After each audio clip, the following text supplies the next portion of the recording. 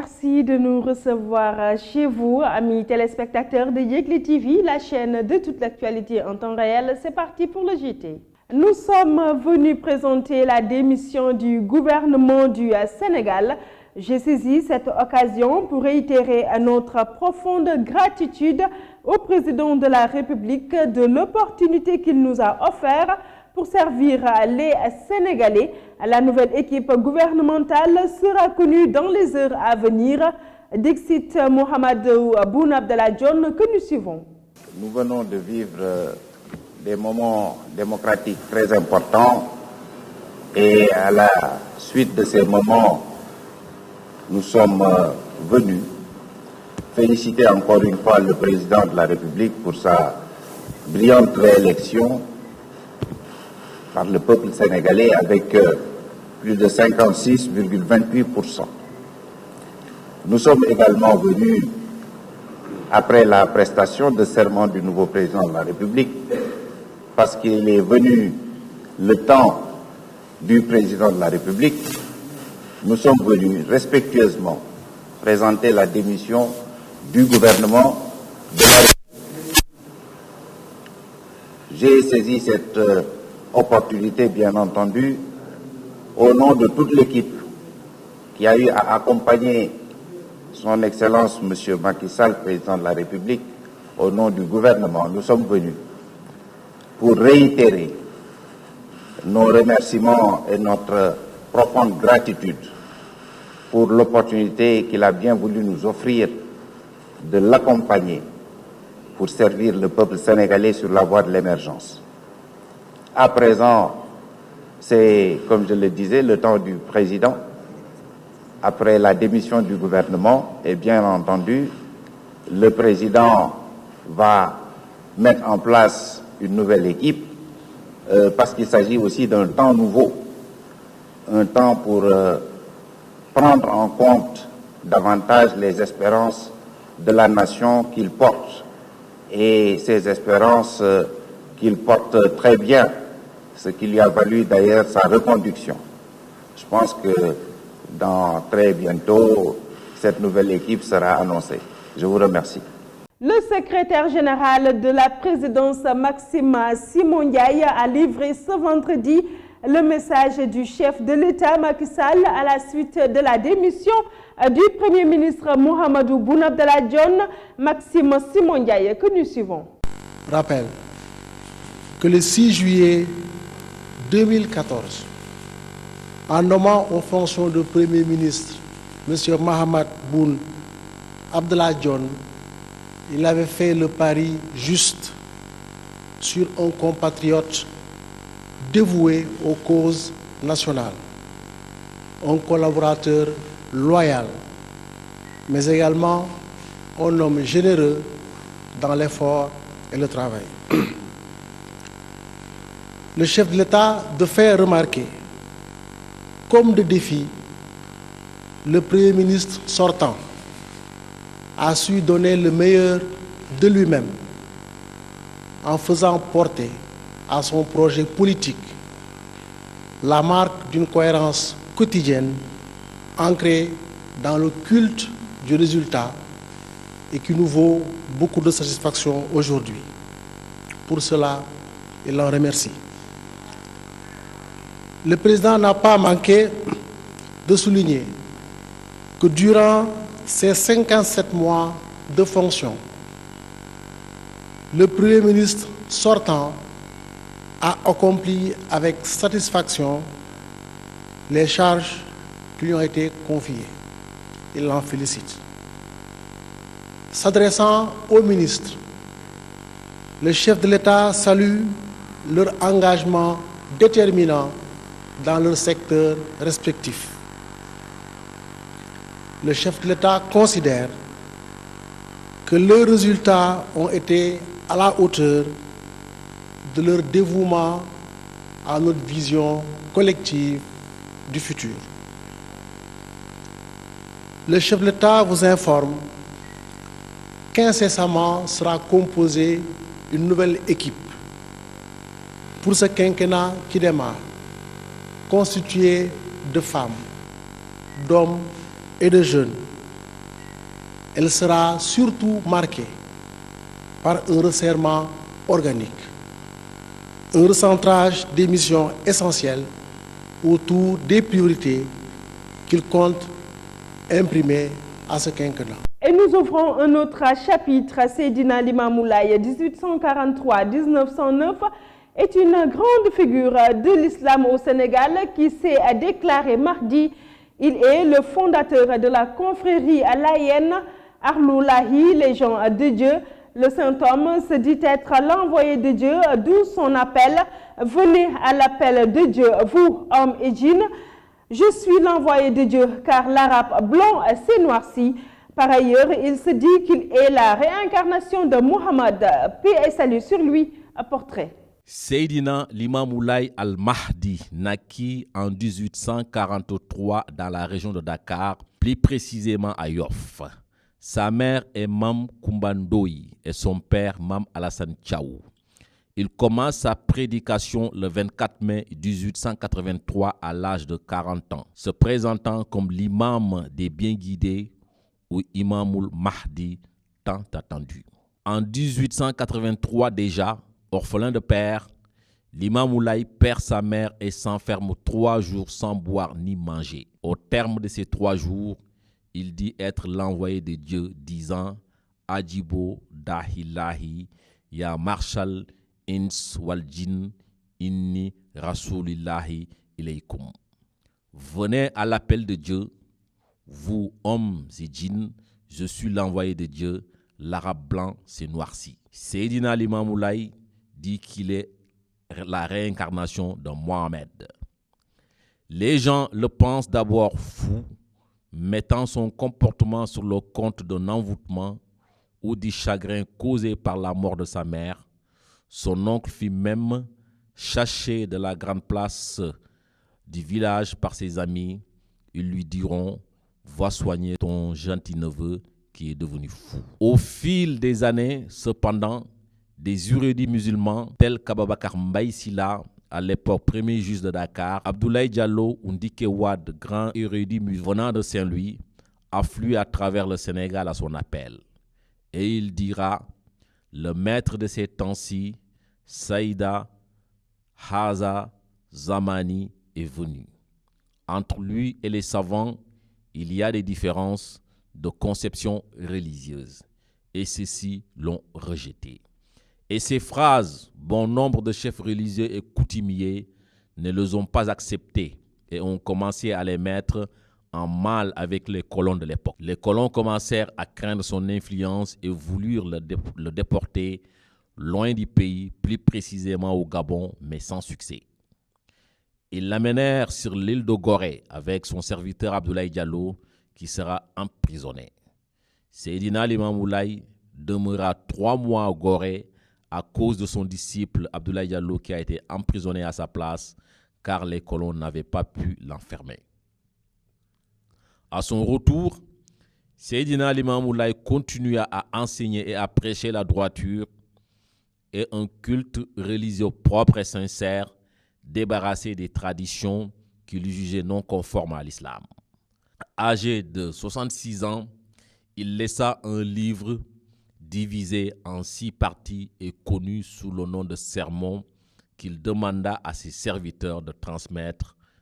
L'illettré comme le prophète Mohammed, il ne l'avait pas écrit lui-même, mais dicté en wolof à ses disciples, notamment Matarlo, qui se sont chargés de le traduire et de l'écrire en arabe. Après sa disparition, son fils Seydina Issa Rouhoullah, qui avait 33 ans, comme prédit par les livres sur la venue de Insa, lui succéda et continua ce que son père avait commencé. Sur ce même lancé toujours, la communauté layène célèbre la 139e édition de l'appel de Seydina Limamou Laye, le plus grand événement religieux des Arloulahi qui se tient les 5 et 6 avril à Yoff, Ngor et Cambérène.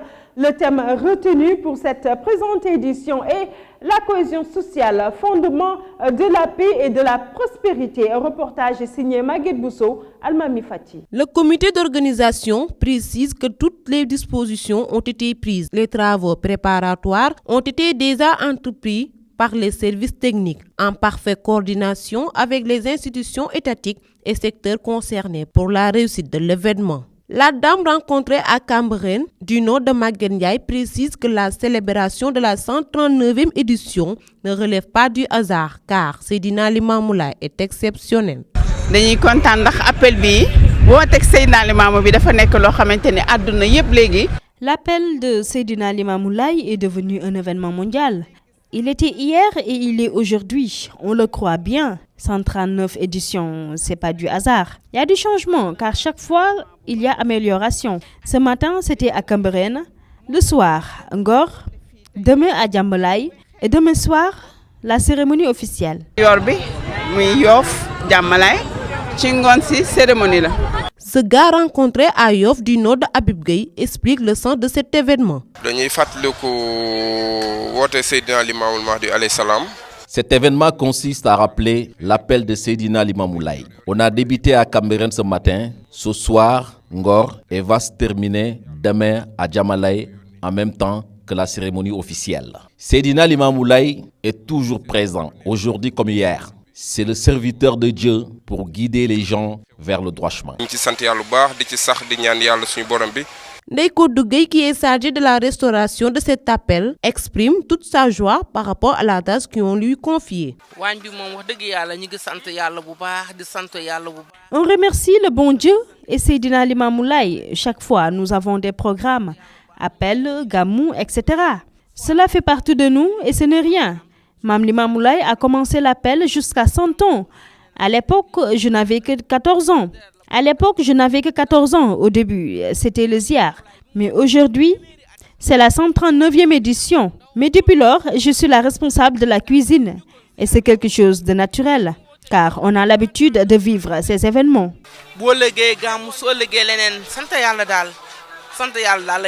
La célébration de l'appel de Seydina Limamou Laye est un événement bien connu de la confrérie layène. Il s'agit de perpétuer l'œuvre du Mahdi. Le commerce de chapelet est une activité lucrative, principalement à l'occasion de la 139e édition de l'appel de Seydina Limamou Laye. Les commerçants installés sur l'esplanade de la grande mosquée de Yoff se sont prononcés dans ce reportage signé Abi Diallo à Luxembourg. La 139e édition de l'appel de Seydina Limamou Laye, une occasion pour les vendeurs de chapelets d'augmenter leur chiffre d'affaires. Cette dame d'une quarantaine d'années, très fière de cette activité. On rend grâce à Dieu. La vente de chapelets est une activité très noble. Tout musulman utilise le chapelet. En cet événement, on ne peut que vendre des chapelets. On gagne notre vie avec cette activité. Le chapelet peut se vendre partout parce que c'est quelque chose de très noble. Très jeune, Amadou nous confie que la vente de chapelets est une activité rentable. On vend des chapelets à l'occasion de l'appel et c'est une activité rentable. On rend grâce à Dieu. On ne vend que des chapelets depuis tout petit. C'est ça notre activité. Ces chapelets sont conçus par nos mères. Aujourd'hui, on se fait beaucoup d'argent avec.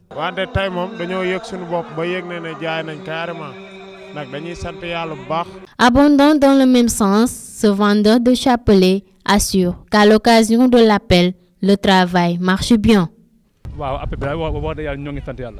L'événement s'est bien débuté pour le moment. Les gens viennent de partout. Ils achètent des chapelets, des nattes de prière, des exemplaires de Coran. Ici, on vend tout. L'appel de Seydina Limamou Laye, au-delà de son aspect purement religieux, revêt d'une dimension économique importante. Ainsi, à l'occasion de l'événement, la vente de chapelets connaît un essor florissant. Pour boucler cette première partie de cette édition, le policier Mohamedou Diouf, plus connu sous le nom de Amouliakar, a été décoré de la médaille d'honneur de la police nationale à l'occasion de la fête de l'indépendance de ce 4 avril. Connu pour son intégrité, d'où le nom Amoul Yakar, Mohamed Diouf a été décoré de la médaille d'honneur de la police pour sa rigueur, son sens du devoir et pour la bonne image qu'il donne de la police sénégalaise. Suivons les détails de tout cela. Les conducteurs de véhicules le connaissent. Son nom est synonyme de rigueur. Quand il vous croise dans la circulation, il vaut mieux être en règle, sinon c'est la sanction immédiate. Amoul Yakar, c'est connu, ne transige pas avec la loi. Une rigueur qui lui a valu sa réputation d'incorruptible. Réputé pour sa probité extrême, un homme intègre et dévoué pour le culte du travail dans la dignité, Amoul Yakar, un surnom qui en dit long sur sa personnalité, a été gratifié hier d'une médaille d'honneur de la police à l'occasion de la fête nationale du 4 avril. De son vrai nom, Mohamed Diouf, l'incorruptible agent de la police, a manifestement exprimé toute sa joie sur les réseaux sociaux. Sur Facebook, il affirme, je cite, « Alhamdulillah, je rends grâce à Dieu, je remercie mes parents et le directeur général de la police nationale pour m'avoir honoré de la médaille d'honneur de la police. Mes remerciements et prières à tous les encadreurs et formateurs que Dieu a mis sur mon chemin. Qu'Allah vous gratifie de ses bienfaits. » Fin de citation. Ses supérieurs ont profité de ce 4 avril pour lui décerner la médaille d'honneur de la police nationale. Le célèbre policier a reçu sa distinction en présence du ministre de l'Intérieur Aly Ngouille Ndiaye et du directeur général de la police nationale Ousmane Sy. Tout de suite, vous aurez la page internationale qui vous sera présentée par Aminata Ndao. En Libye, les forces du commandant Haftar lancent une offensive sur Tripoli. Le maréchal Khalifa Haftar, l'homme fort de l'Est libyen, a donné l'ordre le jeudi 4 avril à son armée d'entrer à Tripoli. Ses troupes se disent prêtes à entrer dans la ville après avoir reçu l'ordre du chef de l'armée libyenne. Alors que le secrétaire général de l'ONU, Antonio Guterres, est à Tripoli pour rechercher un accord de paix international, les forces militaires se trouvent aux portes de la capitale. Hier, les forces ont déjà pris la ville de Garia, située 100 km au sud de la capitale. Une conférence nationale sous l'égide de l'ONU doit se tenir du 14 au 16 avril pour dresser la feuille de route destinée à sortir le pays du chaos. En République démocratique du Congo, le nouveau président Félix Tshisekedi est à Washington pour demander de l'aide au gouvernement américain. C'est lors d'une conférence que Félix Tshisekedi a affirmé qu'il est aux États-Unis pour avoir leurs appuis afin que son équilibre fragile se solidifie, en précisant que sans appui sérieux et puissant, le Congo aura plus de difficultés à en sortir. Et il a été reçu par le secrétaire d'État Mike Pompeo au lendemain de son arrivée, mercredi. Mais aucune rencontre n'est prévue au cours de son séjour avec Donald Trump et il sera reçu aujourd'hui par John Bolton, conseiller à la sécurité nationale de la Maison Blanche. Et pour finir avec la Grande-Bretagne, la première ministre britannique Theresa May a écrit à l'Union européenne pour demander un report du Brexit jusqu'au 30 juin afin de pouvoir l'obtenir le Parlement britannique. Dans la lettre, Theresa May a proposé que la période se termine le 30 juin 2019. Elle veut que si un accord est conclu avant cette date, la Grande-Bretagne va mettre fin à la prolongation plus tôt. Le gouvernement veut un calendrier de ratification qui va permettre au Royaume-Uni de se retirer de l'Union européenne avant le 23 mai 2019, tout en continuant à préparer de manière responsable les élections, a déclaré Theresa May dans sa lettre. C'était tout pour l'actualité internationale. Mesdames et messieurs, si vous venez de nous prendre en cours, sachez que vous êtes sur Yegle TV, la chaîne de l'information en temps réel. À présent, la page du sport avec Adja Fatim Djanko. Très convoité par les grandes écuries d'Europe, Kalidou Koulibaly pourrait déposer des valises à Manchester United. Les Red Devils auraient formulé une folle offre pour recruter le défenseur sénégalais. Alors que le Napolitain dispose désormais d'une clause libératoire étrangère de 150 millions d'euros qui entrera en vigueur à la prochaine ouverture du mercato estival. Manchester United envisagerait de faire une offre de 150 millions pour s'attacher les services du joueur qui a la plus chère clause libératoire éliminatoires de la Série A. Récemment séparé de son agent Bruno Satin, Kalidou Koulibaly a ainsi confié ses intérêts à son frère. Un changement tout sauf anodin puisque sous la houlette de celui-ci, le défenseur central espérait signer un gros contrat au cours du prochain mercato estival. Récemment sélectionné en équipe nationale A du Sénégal, Djali Kobali Ndiaye est actuellement à Reims pour effectuer des tests. En vue de la CAN 2019, le portier de 19 ans sociétaire de Kayor Foot de Tivaouane se cherche un bon point de chute pour exposer son talent d'après le journal Record contacté par l'AS Monaco. Le jeune portier a choisi de rejoindre le stade de Reims, un club de la Ligue 1 française, afin d'effectuer des tests. Ainsi, il a débuté les entraînements avec l'effectif rémois depuis lundi. Rennes de Mbaye Niang a éliminé mardi soir Lyon en demi-finale de la Coupe de France. Grégory Coupé, entraîneur des gardiens de l'OL, était très en colère contre l'arbitrage après la défaite. Anthony Lopez, déjà contraint de sortir contre le Barça après un coup reçu en huitième de finale retour de Ligue des Champions, a fini le match avec une grosse cicatrice au visage après une semelle a priori involontaire de Mbaye Niang en tout début de rencontre. Un geste non sanctionné par l'arbitre qui a amené l'ancien portier des Guns à réagir sur Twitter. Je cite, « Sachant que le ballon est dans ses mains, que vient faire ses crampons en avant mis à part faire du mal. Les attaquants ont bien raison car ils sont rarement sanctionnés. Par contre, l'inverse. » Et c'est la fin, amis téléspectateurs de cette édition. Merci de nous avoir reçus chez vous. Excellente fin de soirée à toutes et à tous. Bon début de week-end. À très bientôt.